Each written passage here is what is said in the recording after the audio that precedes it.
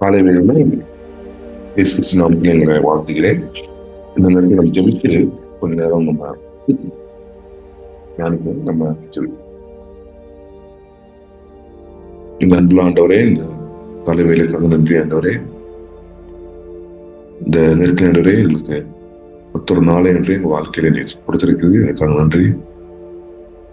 அநேகர் ஆண்டவரே இந்த நாளை காணவில்லை, நீர் ஆண்டவரே எங்களுக்கு ஆண்டவரே இந்த ஈவை கொடுத்திருக்க எனக்காக நன்றி ஆண்டவரே.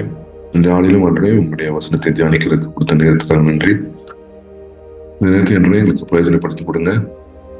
உங்க வாழ்க்கையில் ஆண்டவரே நீங்க வர்ற எல்லா விஷயத்துக்கு முன்னாடியே எங்களை ஆயத்தப்படுத்துகிறேன், இதுக்காக நன்றி. இந்த நாளுக்கு ஆண்டவரே இது ஆயத்தமா இருக்கத்தக்கதாக இருந்துச்சு. இயேசு கிறிஸ்து நாமத்தில் கேட்குறேன். நம்ம இன்னைக்கு நம்ம ஒரு மனிதரை பத்தி நம்ம பார்க்க போறோம். பார்த்துட்டு ஆண்டுடைய வார்த்தையை கொஞ்ச நேரம் நம்ம தியானிக்கலாம். இந்த மனிதரோட பேர் என்னன்னா ஆண்டனி. ஒரு ஸ்லைடு மாத்திரம் வச்சு.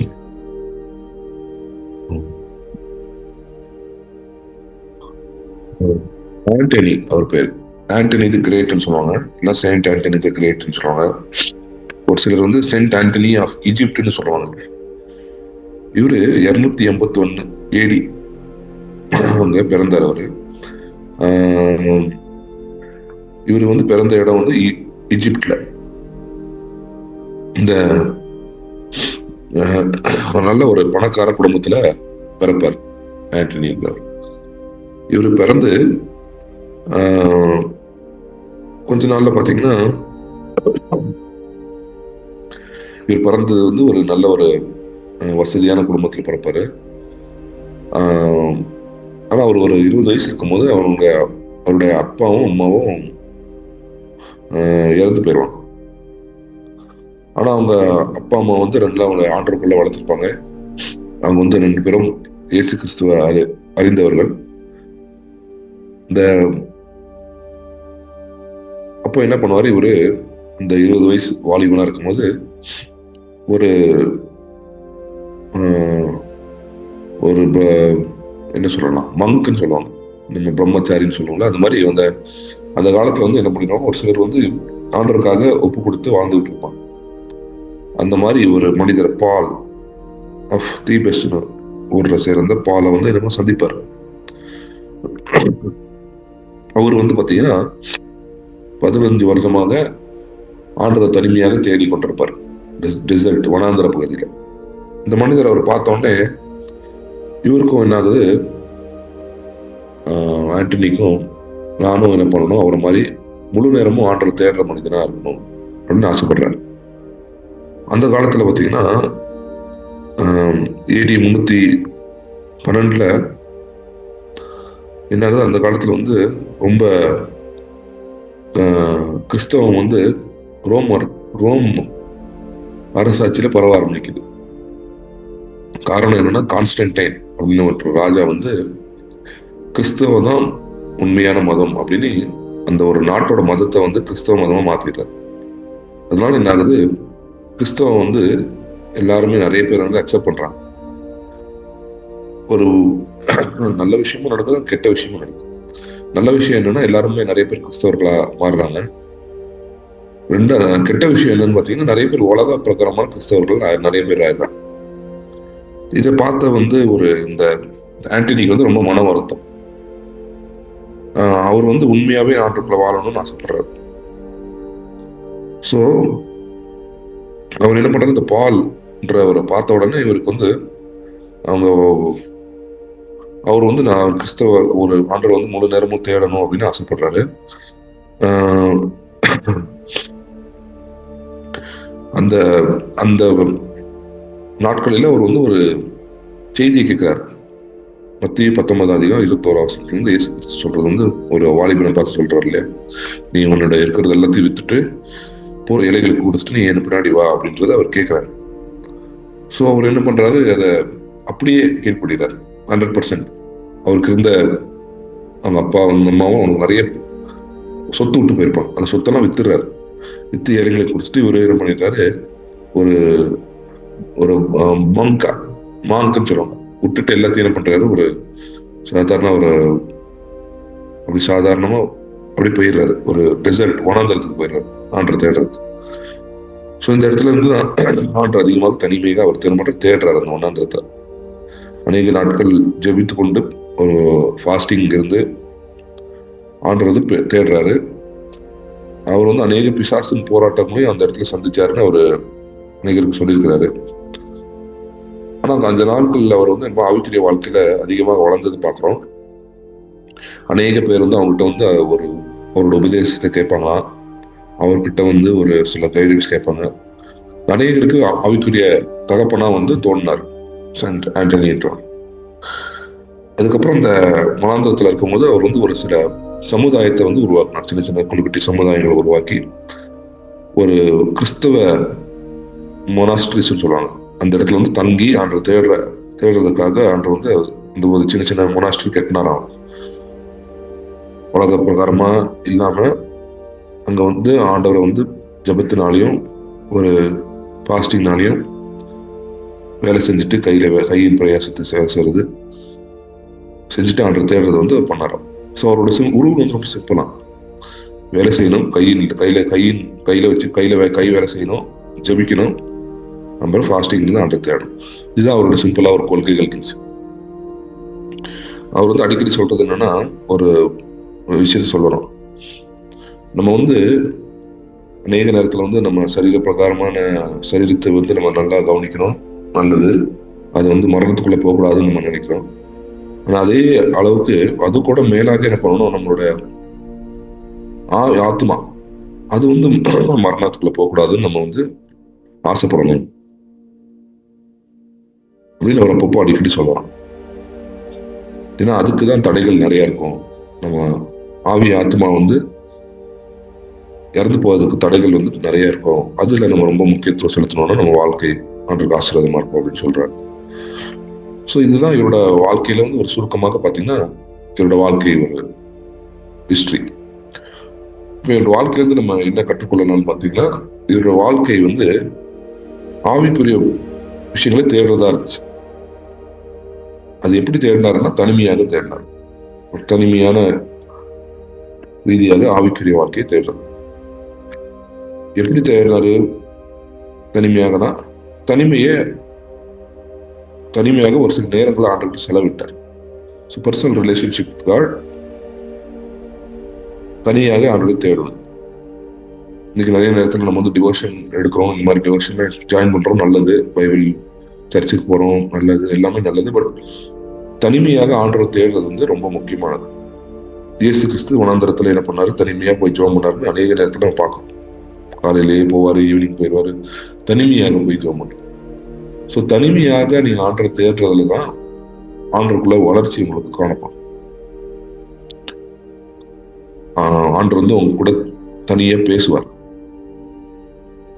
அநேக ஆண்டர் வந்து எல்லா மாதிரியும் பேசுவாரு, பட் தனிமையாக பேசுறதுல வந்து ஒரு முக்கியமான ஒரு விஷயம் இருக்கு. நம்ம வந்து அந்த நேரத்தில் ஜெபம் பண்ணுவோம், ஆண்டரை ரிஃப்ளெக்ட் பண்ணுவோம், ஆண்டோட வசனங்களை, ஆண்டுடைய சத்தத்தை கூட நம்ம கேட்கறதுக்கு ஆண்டர் நம்மளுக்கு உதவி செய்வார். ஸோ தனிமையாக ஜெபிப்பது எப்படின்றது நம்ம ஆண்டனியோட வாழ்க்கையிலிருந்து கற்றுக்கொள்ளலாம். அடுத்ததாக பாத்தீங்கன்னா அவரோட வாழ்க்கையில வந்து நீங்க கற்றுக்கொள்ளலாம் என்ன பாத்தீங்கன்னா, உலக ஆசைகளை வெறுத்து ஆண்டவரை தேடுவது. ஸோ அவருக்கு எவ்வளவுதான் சுத்து இருந்தாலும் எல்லாத்தையும் என்ன பண்ணாரு, கொடுத்துட்டு சிம்பிளா ஆண்டப்ப என்ன பண்ணாரு, இந்த உலகத்துல இருக்க எல்லா பணத்தோடையும் இந்த ஆசைகளோட ஆண்டவரை தேடுவதுதான் ரொம்ப முக்கியம். ஏன்னா இங்க பாக்குறது எல்லாமே டெம்பரவரி, நித்தியமான விஷயங்கள் வந்து நம்மளுக்கு கண்ணுக்கு தெரியாத விஷயங்கள் தான் உண்மை அப்படின்னு அவர் தேடினார். அவர் தேடுனால ஆண்டவர் வந்து அவருக்கு என்ன பண்ணாரு, நேர ஆவிக்குரிய ஆசீர்வாதங்களை கட்டளையிட்டார். ஸோ நம்மளும் ஆண்டவரை வந்து உண்மையாக தேடணும்னா நம்ம என்ன பண்ணணும், ஆண்டவர் வந்து நம்ம இந்த உலக விஷயங்களை வந்து நம்ம கொஞ்சம் டிஸ்ட்ராக்ட் ஆகாத மாதிரி நம்ம பார்த்துக்கணும். தீத்து 2ஆம் அதிகாரம் 11-12 படிக்கீங்களா? தீத்து 2ஆம் அதிகாரம் 11-12. ஏனெனில் எல்லா மனுஷருக்கும் ரட்சிப்பை அளிக்கத்தக்க தேவ கிருபையானது பிரசன்னமாகி, நாம் அவபக்தியையும் லௌகிக இச்சைகளையும் வெறுத்து தெளிந்த புத்தியும் நீதியும் தெய்வ பக்தியும் உள்ளவர்களாய் ஜீவனம் பண்ணி. பாத்தீங்கன்னா தெய்வ கிருபை நம்ம எதுக்கு தேடி வந்துச்சுன்னு பாத்தீங்கன்னா, நிறைய நேரத்துல நம்ம நிறைய டிஃபினேஷன் கொடுப்போம். பட் இந்த இடத்துல பாத்தீங்கன்னா தெய்வ கிருபை நம்ம தேடி வந்தது வந்து ரட்சிப்பை கொடுக்கறதுக்கு, உலக ஆசைகளை நம்ம என்ன பண்றதுக்கு, வெறுப்பதற்கு. ஸோ தெய்வ கிருபை நம்மளை தேடி வந்தது உலக ஆசையை வெறுப்பதற்கு அப்படின்னு கீழே போட்டு. இப்போ நம்ம உலகத்துல வாழ்ந்தாலும், உலக விஷயத்துங்களை நம்ம சில ஈடுபாடு இருந்தாலும், நம்ம ஆசைகள் எல்லாம் வந்து பரலோக ஆசைகளா இருக்கும். உலக ஆசைகள் நமக்கு இருக்கக்கூடாது. அதுதான் தெய்வ கிருபை அப்படி பைபிள் போட்டு தீர்த்த 2 அதிகாரத்தில் கிருபையின் டெஃபினேஷன் பைபிள்ல இருக்கு. ஸோ அதுதான் வந்து இந்த சென்ட் ஆண்டனி வந்து என்ன பண்றாரு, தேடுறாரு. ஆனா இவர் வந்து கொஞ்சம் எக்ஸ்ட்ரீமா போறாரு. பட் பைபிள் எங்கேயுமே அந்த எக்ஸ்ட்ரீம் இல்லை. பட் அந்த காலத்துல வந்து அது தேவையா இருந்ததுன்னு நினைக்கிறேன். ஏன்னா அநேகர் வந்து உலக பிரகாரமா இருந்ததுனால ஒரு எக்ஸ்ட்ரீம் ஸ்டெப் எடுப்பதா இருந்தது. ஆனா பைபிள் பிரகாரம் நம்ம வந்து உலகத்தை வெறுக்கணும்னா நம்ம அவருடைய ராஜ்யத்தை பிரவேசிக்க முடியாது. அவருடைய கிருபையை நம்ம 100% நீங்க அனுபவிக்கணும்னா நம்ம உலக காரியங்களை நம்ம இருதயத்துல வெறுக்கணும். அதுதான் வந்து நம்ம ஆண்டனியோட வாழ்க்கையை வந்து கத்துக்கிறோம். அதுக்கப்புறம் ஆண்டனி வாழ்க்கையில தான் பாத்தீங்கன்னா, அவர் வந்து ஒரு கிளியர் பர்பஸ் இருந்துச்சு. அவர் வாழ்க்கையில ஒரு நோக்கம், இயேசு கிறிஸ்துவை பின்பற்ற வேண்டும். இயேசு கிறிஸ்து என்ன வைத்திருக்கிறாரோ என் வாழ்க்கையில அது நிறைவேறணும். அந்த ஒரு கிளியர் ஒரு பர்பஸ் இருந்துச்சு. ஏனாதானோன்னு வாழ்க்கையை வந்து அவர் சந்திக்கல. நான் இயேசு கிறிஸ்துவை பின்பற்றுவேன்.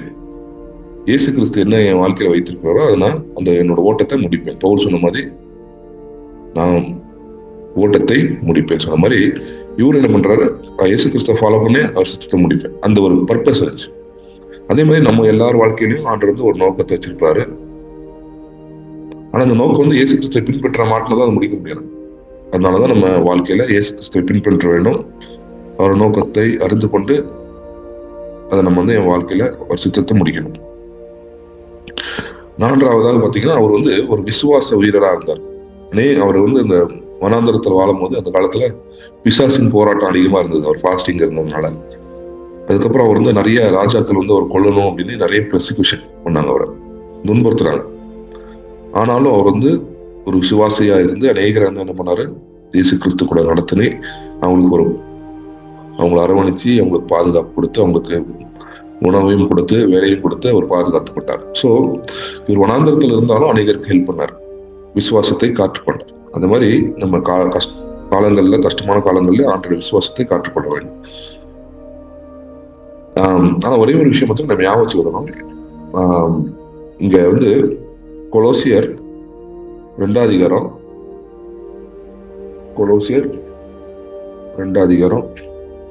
22-23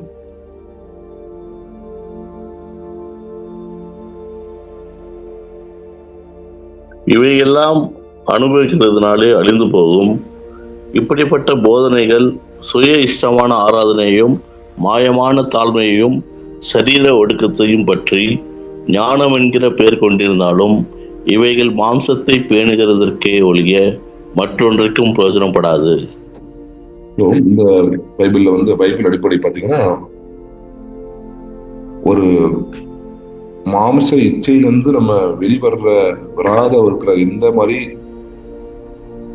ஒரு நம்மளுடைய சிவியர் ட்ரீட்மெண்ட் ஆஃப் தி பாடி வந்து யூஸ்லெஸ் அப்படின்னு பைபிள் போட்டு. அப்படின்னா நீங்க எவ்வளவுதான் மங்கா ஆனாலும் மாம்ச இச்சையிலிருந்து நீங்க வெளிவர ஆசை இல்லைன்னா அது வந்து யூஸ்லெஸ் அப்படின்னு பைபிள் போட்டு. அதனால வந்து நம்ம ஒரு மங்க்னா ஒரு பிரம்மச்சாரி மாதிரி ஆனாதான் மாம்ச இச்சையிலிருந்து வெளியே வர முடியும் அப்படின்னு நினைச்சீங்கன்னா அது பொய்யின் பைபிள் பவுல் எழுதுறாரு. அந்த இடத்துல உண்மையாவே ஆண்டவர் தேடுறவங்களுக்கு, தனிமையாக தேடுறவங்களுக்கு ஆண்டவர் என்ன பண்ணுவாரு, ஆவிக்குரிய வாழ்க்கையில அநேக ஆசீர்வாதத்தை கொடுப்பார். ஸோ இவர் வந்து பாத்தீங்கன்னா இவர் வாழ்க்கையில இருந்து நீங்க தான் எல்லாம் பிரம்மச்சாரி நம்ம ஆகணும்னு சொல்லல. பட் அதே நேரத்தில் நம்ம வந்து ஆண்டவர் தேடணும். நம்ம தனிமையாக தேடுறது வந்து நம்ம ஒரு வாழ்க்கையை வந்து கற்றுக்கொள்ளலாம். அந்த தனிமையாக தேடுறதுல ஒரு சிலர் வாழ்க்கையில ஃபாஸ்டிங்கே இருக்க மாட்டாங்க. பட் ஃபாஸ்டிங் வந்து இருக்கணும். ஏன் இருக்கணும்னா இயேசு கிறிஸ்து சொன்னார் ஃபாஸ்டிங் இருக்கணும், என்னோட பிள்ளைகள் ஃபாஸ்டிங் இருப்பாங்கன்னு சொன்னார். ஸோ ஃபாஸ்டிங்ல இருந்து ஆண்டவர் தேடுறது, ஜெபிப்பது, தனிமையாக ஆண்டவர் தேடுறது, இதெல்லாம் வந்து நல்ல ஒரு விஷயங்களா ஆவிக்குரிய வாழ்க்கையில. ஸோ இந்த உலகத்தை ஒதுக்கி விட்டு ஆண்டவரை ஒரு சில நேரத்தில் நம்ம தேடுறதுனால ஆவிக்குரிய ஆசீர்வாதங்கள் நம்ம பெற்றுக்கொள்ளும். ஸோ நம்ம வாழ்க்கையில ஆண்டவர் வந்து வச்சுக்கிற நோக்கத்தை நம்ம முடிக்கணும்னா, நம்ம இந்த தெய்வ கிருபை நம்ம வாழ்க்கையில வந்து உண்மையாக நீங்க அறியணும்னா, நம்ம வந்து உலக காரியங்களை ஒதுக்கி வைத்துட்டு ஆண்டவரே முன் சென்று அவரையே நம்ம சார்ந்து நம்ம போகும்போது நம்ம வாழ்க்கையை ஆண்டவர் பிரயோஜனமா அநேகருக்கு வைப்பாரு. நம்ம வாழ்க்கையிலையும் ஒரு நோக்கம் இருக்கும், ஆண்டவர் மகிமைப்படுத்தணும்ன்ற ஒரு நோக்கம். ஸோ இந்த ஆண்டனி அவரோட வாழ்க்கையை வைத்து நம்ம ஒரு சில விஷயங்களை இன்னைக்கு காலையில் கற்றுக்கொண்டோம். இந்த மாதிரி ஒரு விஷயங்களை நம்ம கேட்டு விட்டு விடாம நம்ம வாழ்க்கையிலே ஆண்டுகிட்ட நிறைய நேரத்தை செலவழிக்க அது ஒரு பிரயோஜனமா இருக்கணும்னு நம்புறேன். ஒரு சில முடிவுகளை நம்ம எடுத்து ஆண்டவரே இன்னும் அதிக நேரத்தில் ஆண்டவரே நான் ஃபோன்ல அதிக நேரம் செலவு பண்றேன், இல்லை மற்றவங்களோட பேசுறதுல அதிக நேரம் நான் செலவு பண்றேன், அதை வந்து நீங்க தவிர்த்து விட்டு இனி வந்து ஆண்டவரே நான் உங்க கூட ஒரு சில நேரத்தில் ஒரு கமிட்மெண்ட் நீங்க எடுக்கும்போது அது கமிட்மெண்ட் எடுத்து நீங்க அதை ஃபாலோ பண்றதுக்காக உதவி செய்வார்.